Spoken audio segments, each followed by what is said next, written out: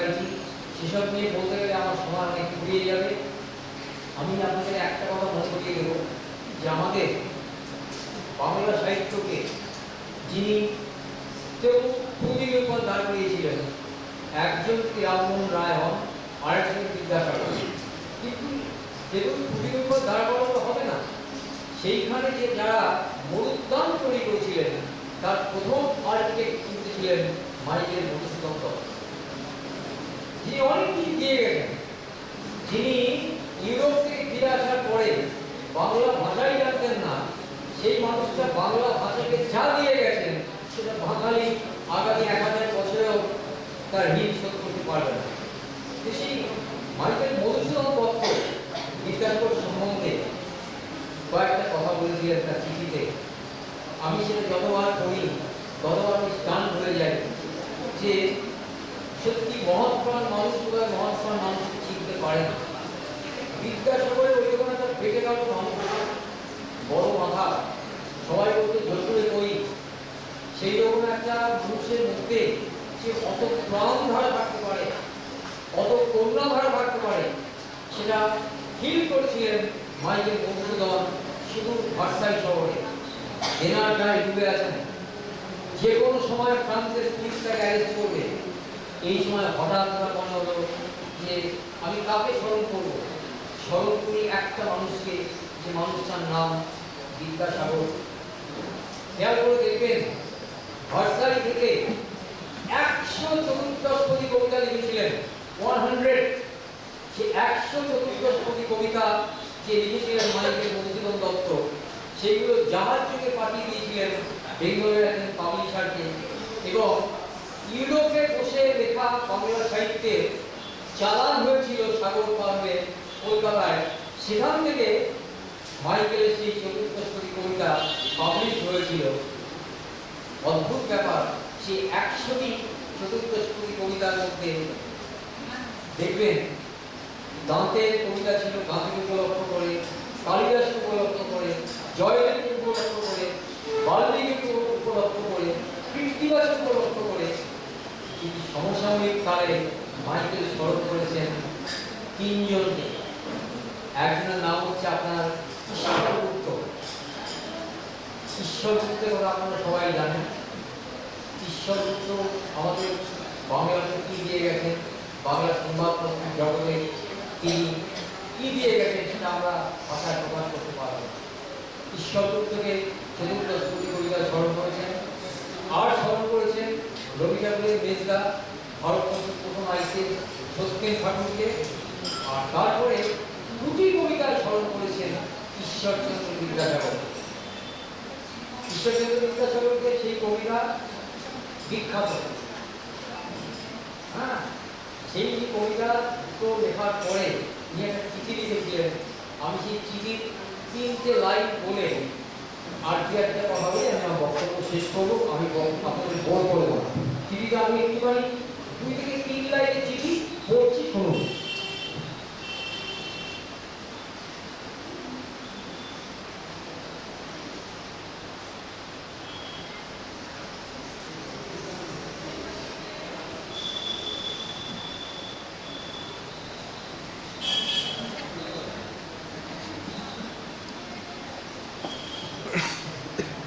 লিখছেন মাইকেল বিদ্যাসাগর সম্বন্ধে।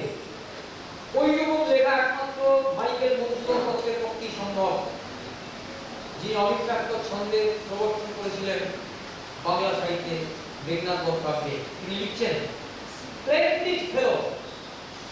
শব্দ ছাড়া 5টা ভাষা জানতেন, পৃথিবী সাহিত্য ঘুরে পেয়েছেন।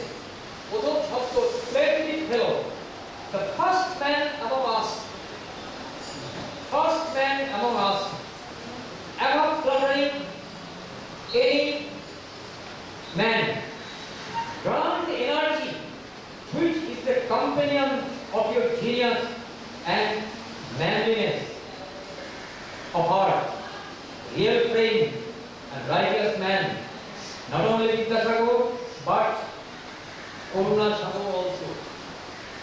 প্রথম করুণা সাগর নামে বলেছিলেন এই বিদ্যাসাগর। আর দয়ার সাগর কারা করেছিলেন সেটা একটু আগে বলছি, তারপরেই বলছেন। তো অসাধারণ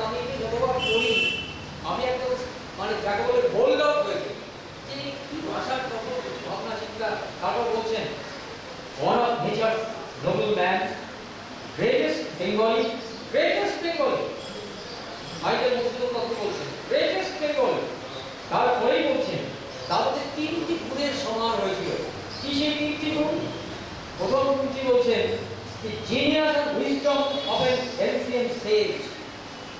উপনিষদ বেদের সময়কার মুনি ঋষিদের প্রজ্ঞা এই মানুষটির মধ্যে সঞ্চারিত হয়েছিল। সেকেন্ড কোন কোয়ালিটি সঞ্চারিত হয়েছিল? The energy of an English man. একজন ব্রিটিশ মানুষের যে এন্টারপ্রাইজ, উদ্যোগ, সেটা তার মধ্যে যুক্ত হয়েছিল, সঞ্চারিত হয়েছিল। আর যেটা যুক্ত হয়েছিল, এই জন্যই মধুসূদন আর আমরা the heart of Bengali mother, বাঙালি মায়ের মন। ভাবতে পারেন বাঙালি মায়ের মন, ইংলিশ ম্যানের এন্টারপ্রাইজ আর উপনিষদ বেদের মুনি ঋষিদের প্রজ্ঞা। এই 3টে কোয়ালিটি যদি কোনো সম্মিলন বা মিশ্রণ, কনফ্লুয়েন্স কোনো ব্যক্তির মধ্যে হয়ে থাকে, সেই ব্যক্তির নাম আদার দ্যান ঈশ্বরচন্দ্র বিদ্যাসাগর, যাকে প্রথম চিঠির মধ্যে মাইকেল বলেছিলেন করুণা সাগর। আর আপনারা সবাই জানেন বাঙালির একটা বিশেষ গুণ আছে, বাঙালি খুব কৃপণ জাতি, যাকে থেকে জীবন উপাধি দেয় না। সুভাষচন্দ্র বসুকে নেতাজি দিয়েছে, আর কাউকে বলেন। আমাদের রবি ঠাকুরকে বলেছেন বিশ্বকবি, আর কাউকে বিশ্বকবি বলে বর্ণনা করেন। চিত্তরঞ্জন দাসকে দেশবন্ধু বলেছে, আর কাউকে দেশবন্ধু বলেনি। কিন্তু এই বাঙালি কাঙালি বাঙালি মা, যাদের সেই দুর্ভিক্ষের সময় মেদিনীপুরে অন্নসত্র খুলে দিয়েছিলেন বিদ্যাসাগর, তখন দেখছেন যে যারা ওই মুচি দোম, যাদের একদম যারা প্রবল অস্পৃশ্য, তাদেরকে খাবার দিয়ে দিচ্ছে যারা পরিবেশক, তারা তখন দেখছেন তাদের মাথায় রুক্ষ চুল মায়েদের। তখন বলছে, মা তোমাদের রুক্ষ চুল কেন? বাবু তেল কোথা পাবো? মাথায় যে তেল দেবো, তেলটা পাবো কোথায়? খেতে পাই না, মাথায় তেল দেবো কোথায়? তখন পরিবেশককে বলছেন, তোরা ওই মায়ের তেল দে। তখন বিদ্যাসাগর দেখছে ছুঁড়ে ছুঁড়ে তেল দিচ্ছে, তেল দিচ্ছে মহিলাদের মাথায়, ছুঁড়ে ছুঁড়ে দিচ্ছে। জাতিভেদ কোনো আমাদের মধ্যে এত স্ট্রং। বিদ্যাসাগর সেই বেষ্টনী ভেঙে দিলেন, ভেঙে দিয়ে নিজের হাতে তেল দিলেন, নিয়ে প্রত্যেক অস্পৃশ্যা মায়ের মাথায় নিজের হাতে তেল মাখিয়ে দিলেন।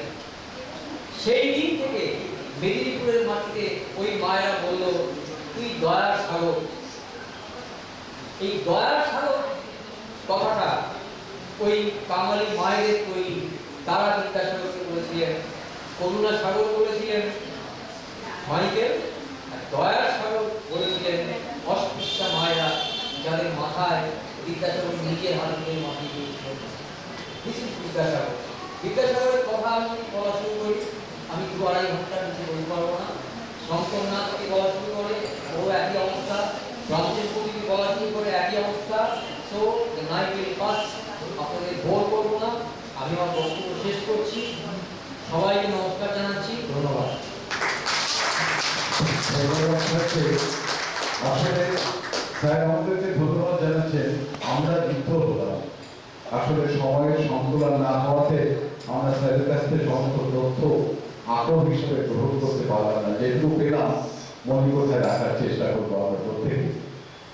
আপনাদের মধ্যে এখানে যারা বিশিষ্ট যারা উপস্থিত আছেন, যদি আপনারা আর কেউ কথা বলতে চান, স্যার না বলছেন।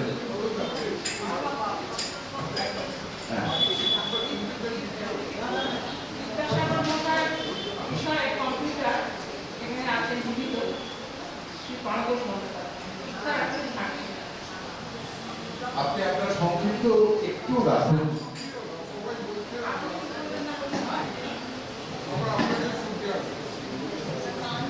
এত খুবই দুজন মানুষ বলার পরে আমার কিছু বলা অপরাধ। তবে যেটা আমি বলবো, বিদ্যাসাগরের ডায়েরিগুলো এখনো নারায়ণ এবং ঈশানচন্দ্রের বংশধররা লুকিয়ে, এবং সেই ডায়েরিগুলো আমি NCA বহু শিক্ষাবিদ সারা ভারতবর্ষে ছড়িয়ে আছে। আমরা ডায়েরিগুলো কোথায় সেগুলো আমরা প্রতিষ্ঠা করি, এশিয়াটিক সোসাইটিকে জানিয়েছি, মাননীয় চিত্রত সুভাষীকে জানিয়েছি। আর হঠাৎ আমি একটা ফোন পেলাম, আপনি যদি এই কথা বলেন আপনার বিরুদ্ধে মানহানি মকদ্দমা করা হবে। কেন না, আপনি কি জানেন যে ডায়েরিগুলো কোথায়?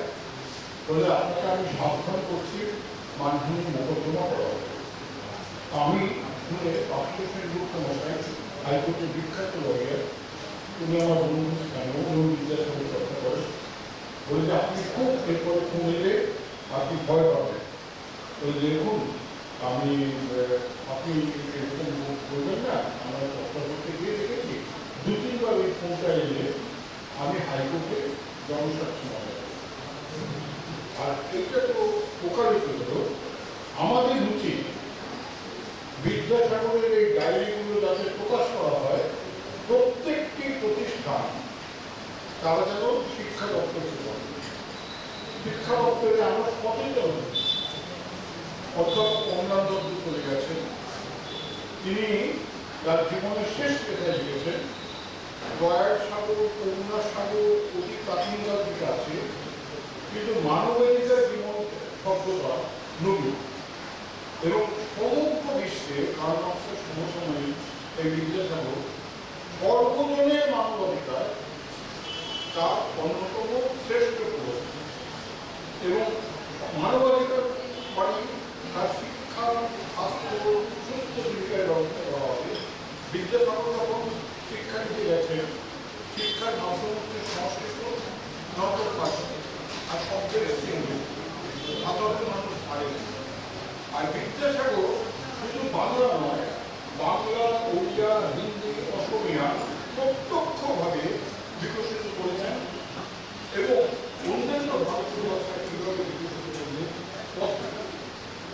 এই মাতৃভাষায় শিক্ষা, এইটা হচ্ছে বিদ্যাসাগরের। এবং আমরা যারা মাতৃভাষায় ছেলেমেয়েদের বন্ধুত্ব করছি তারা বিদ্যাসাগরের বন্ধু। আর সর্বজনের জন্য শিক্ষা, এখানে অপেক্ষার দৃষ্টি সাঁওতাল সমাজের সঙ্গে বিদ্যাসাগরের যে যোগাযোগ উনি নিজের সন্তান জানেন, সেটা নিয়ে দেখা গেছে যে সারা দক্ষিণ এশিয়ায় প্রথম অ্যান্থ্রোপোলজি নৃতত্ব নিয়ে বিদ্যাসাগর।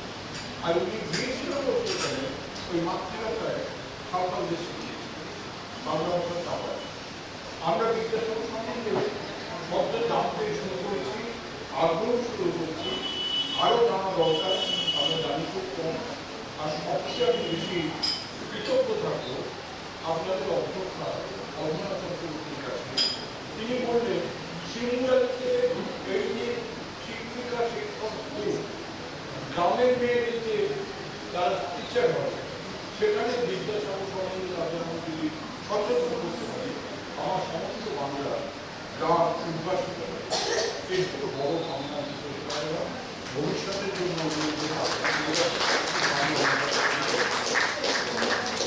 অধ্যক্ষ মহাশয়া কেন আপনাকে বলতে বলেছিল এখন বুঝতে পারলাম।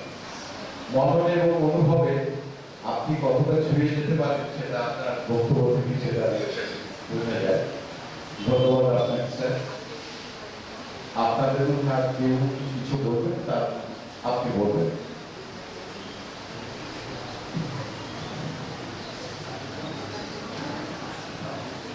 নমস্কার, সকলকে যথাযোগ্য সম্মান জানিয়ে আমি দু একটি কথা বলবো। একটু আগে আমি আমার সত্যের স্যারেদের কাছ থেকে এত সুন্দর কথা শুনলাম যে মহাভারতের কথা অমৃত সমান, আমরা বলতে পারি বিদ্যাসাগরের কথা অমৃত সমান।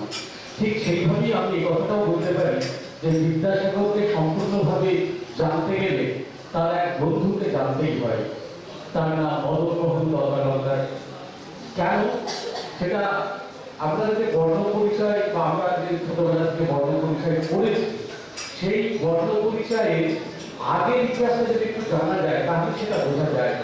1849 সালে প্রথম যে সাইন্টিফিক প্রাইমার বলা হয় বিজ্ঞানসম্মত শিশু শিক্ষা, সেটা প্রথম লেখেন মদনমোহন দত্তালঙ্কার। যে বইয়ের একটি কবিতা কবিতার লাইন আপনারা সবাই পড়েছেন, আমরা জানি পাখি সব করে রাতি পোহাইল। এই যে লাইনটা আমরা প্রায় সকলেই জানি, কিন্তু কতজন জানি যে মদন মোহন চট্টোপাধ্যায়ের লেখা? আসলে মদন মোহন চট্টোপাধ্যায় ছিলেন একেবারে নদিয়ার প্রত্যন্ত গ্রামে থেকে আসা কলকাতায় বিদ্যাসাগরের সহপাঠী। এই মদন মোহন চট্টোপাধ্যায়ের জন্যই আমরা আজকে, আমরা জানি না কিন্তু পরোক্ষভাবে এটা আমরা বলতে পারি যে আমরা এত কিছু সেমিনার করি, এত কথা বলি যে ওমেন এম্পাওয়ারমেন্ট অর্থাৎ নারী শিক্ষা, নারী নবজাগরণ, নারীদের ক্ষমতায়ন, এর প্রথম কথাটাই তো বলেছেন মদন মোহন চট্টোপাধ্যায় তার একটি প্রবন্ধ যার নাম স্ত্রী শিক্ষা। এই প্রবন্ধে বলা আছে যে কেন মেয়েদের লেখাপড়া শেখাতে হবে, কেন মেয়েদের চাকরি ক্ষেত্রে আসতে হবে। তৎকালীন সময়ে এই কথাটি তিনি বলেছিলেন এবং তার দুই মেয়ে কুন্দমালা ভুবনমালাকে ক্যালকাটা ফিমেল স্কুলে ভর্তি করলেন, গ্রাম থেকে তাড়িয়ে দেওয়া হলো। তিনি জানতেন যে গ্রাম থেকে তাড়িয়ে দেবে আমাকে, তা সত্ত্বেও তার মেয়েদের লেখা পড়ার জন্য এই ক্যালকাটা ফিমেল স্কুলে ভর্তি করিয়েছিলেন। ভাবুন তো দেখি এখনো প্রত্যন্ত গ্রামে মেয়েদের লেখাপড়ার সেভাবে সুযোগ দেওয়া যায় না, কিন্তু আজ থেকে প্রায় 200 বছর আগে মদন মোহন সেটা করেছিলেন এবং সেই কাজ করার সঙ্গে সঙ্গে সম্পর্ক ছিল তার বন্ধু বিদ্যাসাগরের। অতএব নারী শিক্ষা এবং সেই সঙ্গে বর্ণ পরিচয় বা শিশু শিক্ষা সবটাকে জানতে গেলে আমাদের মদন মোহন চট্টোপাধ্যায়কে জানতেই হবে, তবেই না আমরা বিদ্যাসাগরকে সঠিকভাবে জানতে পারবো। এই বলে আমি আমার বক্তব্য শেষ করছি। নমস্কার। ধন্যবাদ।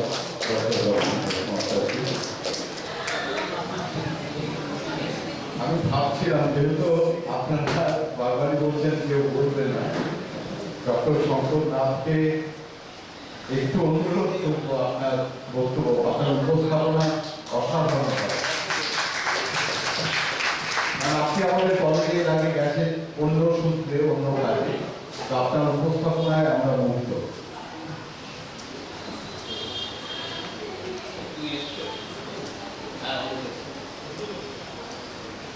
মঞ্চে উপবিষ্ট গুণীজন সবাই ছিলেন, নাম বললাম। আজকে এক মহতী অনুষ্ঠানে আমরা সব মিলিত হয়েছি। আমাদের অত্যন্ত শ্রদ্ধা দিদি ডক্টর রহনা চক্রবর্তীর লেখা বিদ্যাসাগরের উপর যে বইটা কি উদ্বোধন হবে, একটু পরেই হবে উদ্বোধন, আপনারা সবাই থাকুন দেখবেন সেই বইটা। সেই বইটা উদ্বোধনের অনুষ্ঠানে আমরা সব মিলিত হয়েছি। এটা মহতী অনুষ্ঠান ছাড়া অন্য কিছু হতেই পারে। আমরা দেখতে পাচ্ছি জুলাই মাসটা একটা ভয়ঙ্কর সেলিব্রিটি যাকে আপনারা বলেন তার মাস। একদম শুরুতে দেখুন বিরানা জন্মেছেন বলছেন, মাঝখানে দেখুন 15 তারিখে অভয় কুমার দত্তের জন্মদিন, এই তো ছিল 2 দিন পরে জন্মদিন। 18 তারিখে কাদম্বিনী গান্ধীর জন্মদিন, ভুলে গেছি আমরা সব। আর 29-এ বিদ্যাসাগর মশাইয়ের জন্মদিন। তো আরো আছে বললাম না, আমাদের সকলেরই প্রায় পরিচয় হচ্ছে বিদ্যাসাগর মশাইয়ের সঙ্গে ওই বড় পরিচয়। একদম সেই যখন আমরা শুরু করি 3-4 বছর বয়স থেকে বিদ্যাসাগর মশাইয়ের বড় পরিচয়। আমার ক্ষেত্রে শুরুতে একেবারে বিদ্যাসাগরের বর্ণ পরিচয় এবং বয়সের শেষ প্রান্তে এসে আবার বিদ্যাসাগর, কারণ এই বিদ্যাসাগর চর্চা গবেষণা কেন্দ্র পিছিয়ে বাড়িয়ে দিয়েছে। আবার সেই বিদ্যাসাগর মশাই করলাম, কিন্তু আরো দুটি আছে, সেদিকে একটু একটু বলা দরকার 2 মিনিট করে। সেটা হলো আমার বাড়ির ডান দিকে বাঁ দিকে বিদ্যাসাগর মশাই, অর্থাৎ এই মৌলের কালকা। আমার বাড়ির মধ্য দিকে যার বাড়ি, তার নাম রাষ্ট্রগুরু সুরেন্দ্রনাথ বন্দ্যোপাধ্যায়, তিনি ওই বাড়িতেই জন্মেছেন কালতলা বাড়ি। এনার সঙ্গে বিদ্যাসাগর মশাইয়ের সম্পর্ক সবাই জানে, সবাই অজানা নয়, কারণ বিদ্যাসাগর মশাই মেট্রোপলিটন স্কুলে তিনি পড়িয়েছিলেন। বিদ্যাসাগরের ডাকে আয় বাবা পড়া ইংরেজিটা পড়া, ইংরেজিটা জানি ভালো পড়িয়েছিলেন, সেই অবস্থা সব জানে না। আর তার পাশে আমার ডান দিকে, বাড়ির ডান দিকে আরেকজন মুখার্জি, ও ব্যানার্জি মুখার্জি, মুখার্জি নীলমণি মুখার্জি। ইনি হচ্ছেন মহামহোপাধ্যায় নীলমণি ন্যায়ালঙ্কার। এই যে সংস্কৃত কলেজ পাশে দেখতে পাচ্ছি, এই সংস্কৃত কলেজের উনি প্রিন্সিপাল ছিলেন, আর বিদ্যাসাগর মশাই ছাত্র ছিলেন। ওনার জন্ম হচ্ছে নীলমণি নায়ালঙ্কারের জন্ম হচ্ছে 1840। উনি ছাত্র ছিলেন বিদ্যাসাগর মশাই সংস্কৃত কলেজে। আর সুরেন্দ্রনাথ ব্যানার্জির জন্ম অবশ্য 1848 সালে। উনি ছাত্র হওয়ার সুযোগ ছিল না তা, কিন্তু তিনি বিদ্যাসাগর মশাই কলেজে স্কুলে পড়িয়েছিলেন। আমি একটা উদাহরণ দেবো। আজকে নীলমণি নায়ালঙ্কার ছিলেন বলে বিদ্যাসাগরের ওই পাথরের মূর্তিটা উদ্বোধন হয়েছিল। ওটা সমস্তটা পরিচালন করেছিলেন এই নীলমণি নায়ালঙ্কার। ওই কলেজ স্কোয়ারে যেটা দেখতে পাচ্ছেন আপনারা, পাথরের বসে থাকা মূর্তিটা পরিচালনা করেছিলেন উনি। 1899 সালে ওটা উদ্বোধন হয়েছিল। এবং উনি প্রায় এতটা কাছের ছিলেন ছাত্র এই নীলমণি নায়ালঙ্কার, যে একবার নীলমণি নায়ালঙ্কার গেছিলেন কারবাটারে, কারবাটারের কথা হচ্ছিল। সেখানে গিয়ে নীলমণি মুখার্জির ডায়রিয়া শুরু হয়ে গেল। আর বিদ্যাসাগর মশাই স্বভাবসিদ্ধভাবে তার সেবা শুশ্রূষা শুরু করে দিলেন। ছাত্রের সেবা শুশ্রূষা এমন ভাবে করেছে যে বমি পায়খানা তো নিজে হাতে পরিষ্কার করতে তার কেউ নেই। লজ্জায় পড়ে গেছিলেন নীলমণি।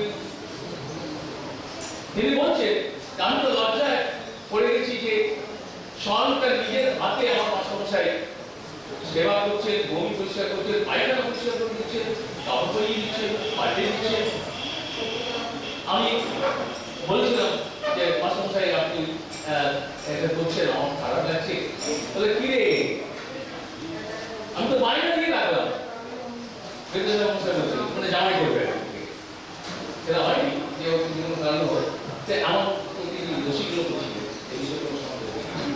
সেই তাকেই বলছিলেন, তোকে আমি সংস্কৃত কলেজে প্রিন্সিপাল করবো, সবাই ঠিক থাকে, তোকে আমি সংস্কৃত কলেজে প্রিন্সিপাল করবো। তার জন্য প্রিন্সিপাল হয়েছিলেন, কিন্তু মারা যাওয়ার পরেই হয়েছিল। উনি যখন বেঁচে ছিলেন তখন শেষ দিকে, তখন মহেশচন্দ্র বিদ্যারত্ন ছিলেন সংস্কৃত কলেজের প্রিন্সিপাল, কিন্তু তার মারা যাওয়ার পরে ওই জীবনে একটা এটা তেমন একটা দিক। আর একটা হচ্ছে সুরের বাড়ি, তার সম্পর্কে আর তুমি কথা বলে বেশি বলার জায়গা না। সুরেন ব্যানার্জি বাবা ছিলেন দুর্গাচরণ ব্যানার্জি, উনি ডাক্তার ছিলেন। এই কলকাতা মেডিকেল পড়াশোনা, এখানে আমিও পড়াশোনা করেছি, এখানে উনিও পড়াশোনা করেছেন। তো তিনি অল্প বয়সে মারা গেলেন, মাত্র 51 বছর বয়সে। 1870 সালে তিনি মারা গেলেন। বিদ্যাসাগর মশাই 1 বছরের বড় ছিলেন। 1819 জন্ম দুর্গাচরণ বন্দ্যোপাধ্যায়। তিনি বড় ছিলেন। ওই বাড়িতে, তালতলার বাড়িতে, আমার বাড়ির উত্তর দিকে, ওই বাড়িতে বিদ্যাসাগর মশাই যেতেন। কেন যেতেন? ওই বাড়িতে বন্ধু দুর্গাচরণ বন্দ্যোপাধ্যায়। কিন্তু যাওয়ার আর একটা কারণ, দুটো। একটা কারণ হচ্ছে তিনি দুর্গাচরণ বন্দ্যোপাধ্যায়ের কাছে ইংরেজি শিখতে যেতেন।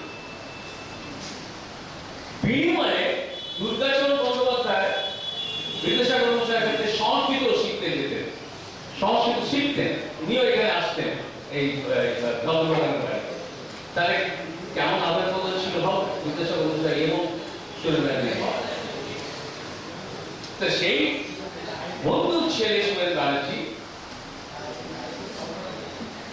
তিনি যখন আইসিএস করতে গেছেন, 1869-এ আইসিএস করা হয়ে গেল। এবার তিনি ফিরবেন, ফেরবার মুখে দেখা গেল তার বাবা মারা গেছে। দুর্গাচরণ বন্দ্যোপাধ্যায় ওই আমার তালতলার বাড়িতে মারা গেছে। তিনি খবর পেলেন, ওই কাগজে খবর পেলেন সুরেন ব্যানার্জি। তারপর ফিরে এলেন, ফিরে এসে দেখলেন বাবা নেই, মা আছে, কান্নাকাটি, এটা ওটা ইত্যাদি। ওই বাড়ি আপনারা যাবেন, একবার দেখে নেবেন এই বাড়িটা এখনো ভঙ্গুর অবস্থা আছে, কিন্তু আছে। ওই বাড়িতে এরপর লাগলো ঝগড়া ঝাঁটি, টাকা লাঠি, মারামারি। তাদের মধ্যে ওই সুরেন ব্যানার্জি ভাইরে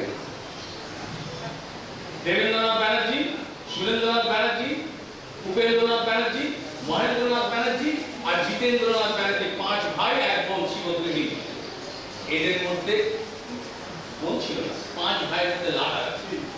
সম্পত্তি ওই তালতলার বাড়ির সম্পত্তি।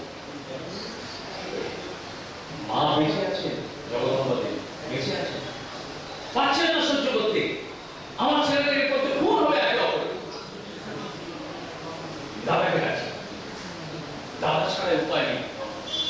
দাদাকে ঈশ্বরচন্দ্র বিদ্যাসাগর কাকে বলে? দাদাকে চিঠি লিখলেন, দাদা আপনি আসুন,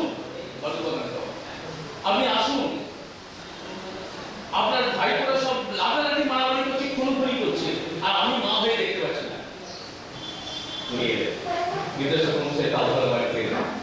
ছোট বাড়ির চেহারা, ভাইপোরা একটু বড়, মানে সুরেন্দ্র দাদা একটু বড় বটে, লম্বা লম্বা, কিন্তু সবাই জানেন, আপনারা পড়েছেন, দিদিও জানেন, বই লিখেছেন, বিদ্যাসাগর মশাইয়ের চোখে চোখ রেখে কেউ কথা বলতে পারতো না। যতবারই হোক না কেন, সাহেবরা পারতো না, এদেশের লোক তো দুই ছাপ। সবাই মাথা নিচু করে দাঁড়িয়ে আছে, সবাইকে তিনি ডেকেছে থাকবে আজকে তোমরা। বিদ্যাসাগর মশাই গেলেন তালতলা বাড়িতে, সবাই দাঁড়িয়ে গেলেন, বুঝলেন ব্যাপারটা, বুঝে নিলেন তিনি সবটা, নিয়ে বললেন আমি আসছি। কয়েকদিন পরে তিনি ওই আমি তামি জরিপবিদদের সব নিয়ে গিয়ে বাড়িটা সমস্তটা তিনি জরিপ করলেন। কে কতটা ঘরে বসে আছে, কে কতটা জমি দখল করে আছে সব দিলেন। তারপর কার কতটা অলঙ্কার গয়না কাঠি সব তিনি হিসেব দিলেন। একদিন বাড়িতে গিয়ে সব নিলেন তিনি, পাশাপাশি রাখা শুনে এদিকে তোমার বউকে রাখো, চন্ডীকে রাখো, চন্ডীকে কি কি গয়না কাঠি আছে, নামের নাম টানা টানা এটা ওটা সরা হয়ে গেল।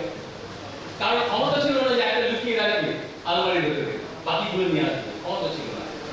কারণ মানুষ বিদ্যাসাগর মশাইয়ের পড়া এটা সবাই রাখবে, সবাই ভাগাতে গেল, দেবেন্দ্রনাথ, সুরেন্দ্রনাথ, উপেন্দ্রনাথ সব ভাগাতে জড়িত, এমনকি মা জগদম্বা দেবী তারও একটা ভাগা। আমি জরিপি বলে দিয়েছি এই এতটা ঘরে আছে, এই এতটা নিষেধের ঘরে আছে, সেদিন সব লেখা হবে। এবার তিনি রায় দিচ্ছে, ওইখানে বসে রায় দিচ্ছে, শোনো শুনেন,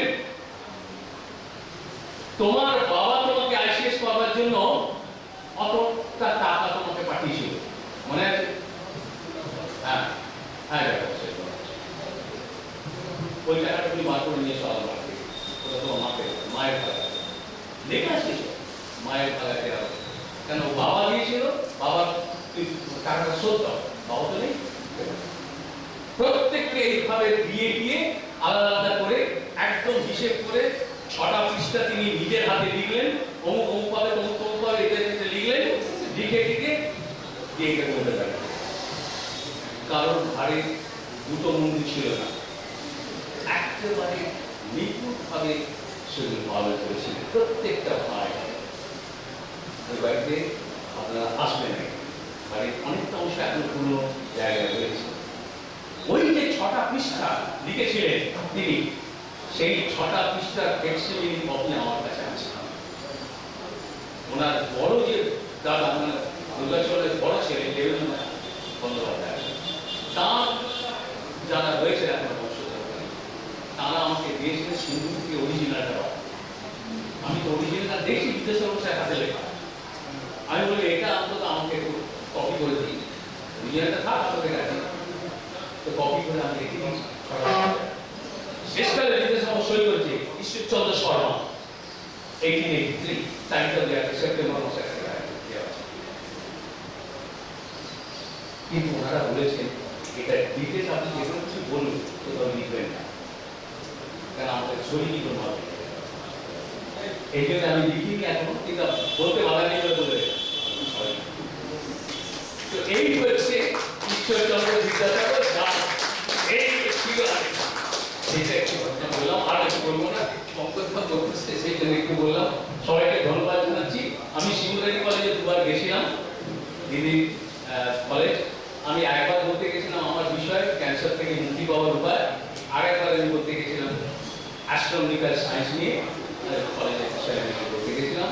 সেই জন্য আমি অত্যন্ত কৃতজ্ঞ দিদিদের কাছে। এখানে অনেকে এসে আমাকে বলবো আপনি গেছিলেন আমাকে বাড়িতে, আমাদের কলেজে গেছিলেন, সকলকে ধন্যবাদ জানাচ্ছি, জানি আমার কথা শেষ করি। নমস্কার, অসংখ্য ধন্যবাদ স্যারকে। হ্যাঁ হ্যাঁ, বলুন বলুন স্যার। খুব ব্যক্তিগত কথা, কিছুদিন আগে ওয়েস্ট পার্টি নিয়েছিলাম আমেরিকার অ্যাকাউন্ট। তো আমার যেটা খবর ছিল, আমি অভয় চক্রবর্তীর কবিতার বই মর্নিং বোধহয়। তো একদিন বইটা বিদেশে অর্ডার দিলাম এবং একদিনের মধ্যে আমার বাড়িতে এসে পৌঁছে গেল। বিদেশে একজন বাঙালি তার কবিতার বই হাতে হাতে পাওয়া, এটা একটা রোমাঞ্চকর হয়েছিল এবং সেই উপলব্ধি কিছুটা অংশ আমি সবার মধ্যে আসিয়ে দিয়েছিলাম।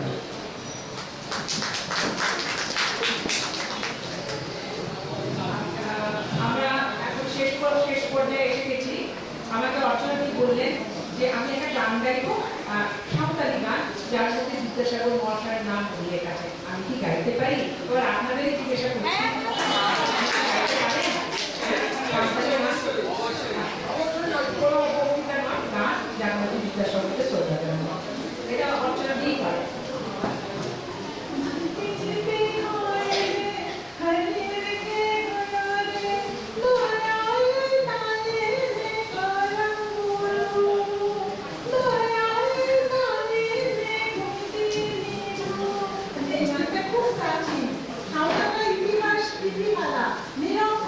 আমি যাদের সাথে মিশি তারা নিরক্ষর। এই অঞ্চলগুলো হচ্ছে লাল মাটির দেশ, ওই লাল পাহাড়ির দেশ। উপরে জিল্ল পাহাড়, আরাবলি পাহাড়, নিচে সমতল, এই আমরা সমতলে আছি। মাঝখানে যে অঞ্চল, কেউ সাধারণত লাল মাটি, বাঁকুড়া, পুরুলিয়া, বীরভূম, ঝাড়খণ্ড করে এসে যারা সবাই লাল পাহাড়ির দেশ। এই একটাই ঢেউ খেলানো।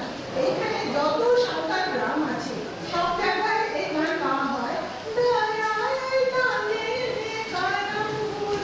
সামনে কর্ম করবে, ওরা ডাল বাঁধে, দুটো ডাল, শাখা কলম করে, আর নিচে একটা স্টক, এই যে ডালে ওরা বেঁধে, বেঁধে আটকে দুটো ডাল জুড়ে দেয়।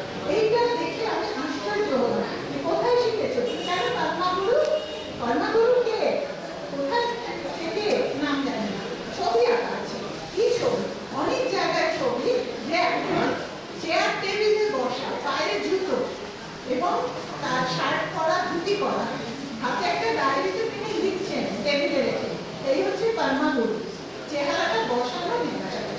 আর এই ছবি আঁকা সেই 150 বছরের কারণ থেকে 1884 সালে একটা প্রকাশিত হয়েছে এই ছবি।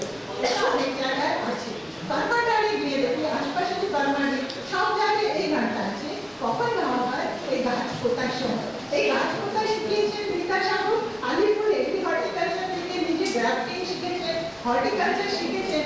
সেখানে উনি আমরা জানি অন্য বস্ত্র তাদের দিয়েছেন। সেই সঙ্গে কৃষিবিদ্যা শিখিয়েছেন। জঙ্গলে যে ফরেস্ট, যেটা হান্টার গ্যাদারার শিকারী ছিল, তাদেরকে উনি শিখিয়েছেন যে জঙ্গলে শিকার ওটা সভ্যতা নয়, তোমরা কৃষিবিদ্যা শেখো। তিনি তাদের কৃষি শিখিয়েছেন। আর তারা শিখেছে, আপন করেছে কারা? মেয়েরা। সাঁওতাল মেয়েরা কখনো বিদেশিদের সাথে মিশে না, কথা বলে না, তাদের নিয়ে কোনো গবেষণা কেউ করতে পারে না, কোনো অ্যান্থ্রোপোলজিস্ট কোনোদিন পারে, কারণ মেয়েরা কথাই বলে না। সেই মেয়েরা বিদ্যাসাগরকে আপন বলে নিয়েছিল, বাবা বলেছিল, কর্মগুরু বলেছিল। এই কর্মগুরু, কর্মাচারের কর্মগুরুকে প্রণাম।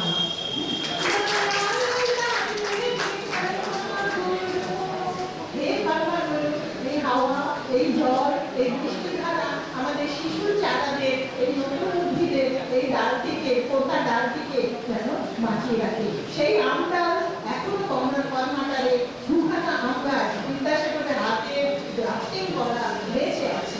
সেই আম গাছে আম ফলে, এটা গ্রাফটিং করা আম গাছ।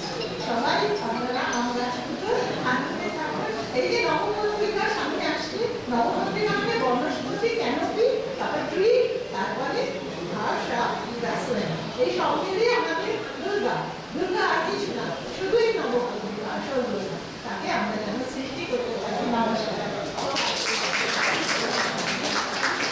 ধন্যবাদ ম্যাডামকে। আমাদের অনুষ্ঠানের একদম শেষ পর্বে আমরা চলে এসেছি এবং আমাদের প্রতীক্ষিত মুহূর্ত।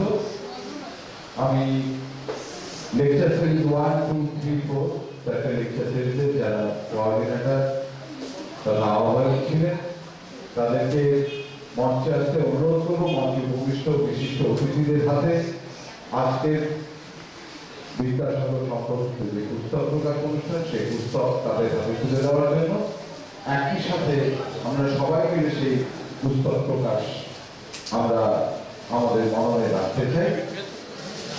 উঠে আসুন। মাঝখানে আমি একটা কথা বলে দিই, আমাদের ফটোগ্রাফার স্যার উনি আমাকে একটা রিকোয়েস্ট করলেন যে যারা উপস্থিত সামনে আছেন তাদের নিয়ে একটা গ্রুপ ছবি হবে, তো দয়া করে আপনারা যাবেন না, আমাদের স্টেজের এদিকে যারা স্টেজের ওদিকে যারা সবাই থাকবেন, উনি একটা গ্রুপ ছবি নেবেন। আর বইটি খুলে দাও ওখানে, তাহলে আপনারা ওইখানে দেখতে পারবেন, যারা নেবে নিতে পারেন।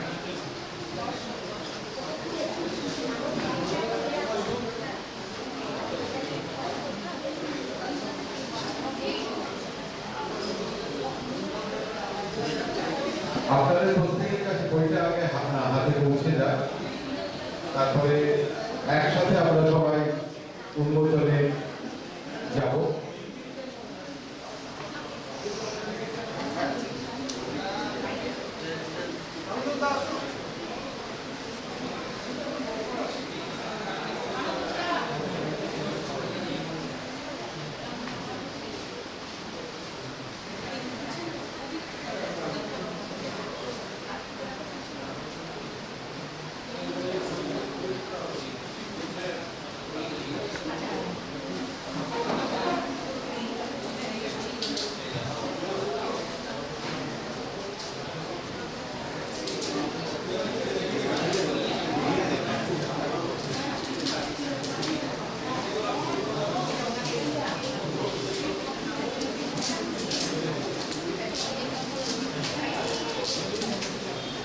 একই সাথে এই লেকচার সিরিজ 1, 2, 3, 4 এর যারা আহ্বায়ক তারা মঞ্চের সামনে একইভাবে চলে আসুন, মঞ্চের সামনে চলে আসুন। তারা বই উন্মোচনের জন্য আপনারাও সামনে দাঁড়ান।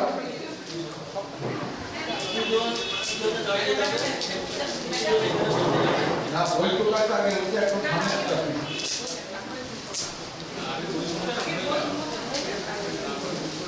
সেই প্রতীকৃত মুহূর্ত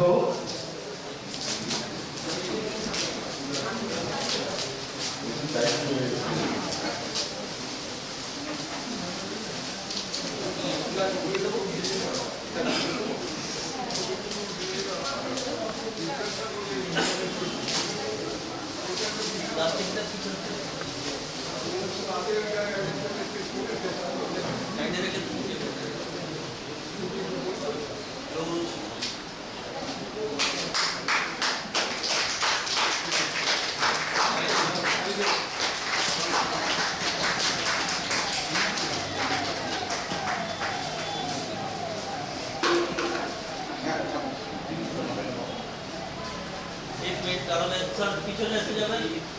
হ্যালো, একটু ম্যাডাম একটু মোবাইলটা নিচে।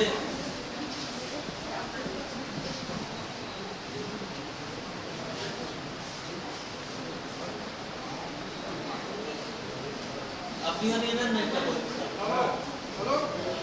एक मिनट सर, अभी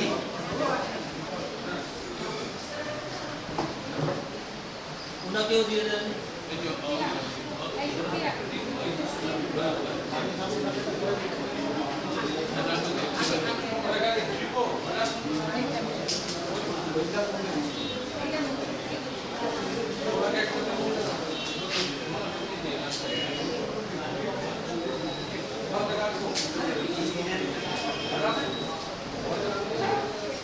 কাউর সঙ্গে ধরে নেন দেখতে হবে এরকম রাখতে। হ্যালো এভরিবডি রেডি, পেপারটা নিচে রেখে দেন।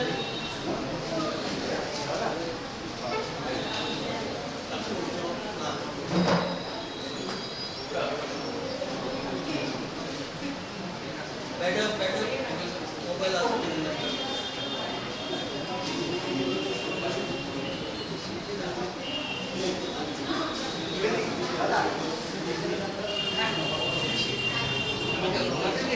Thank you. সবাই চলে আসুন, ওনারা স্টেজে এইভাবেই আছেন।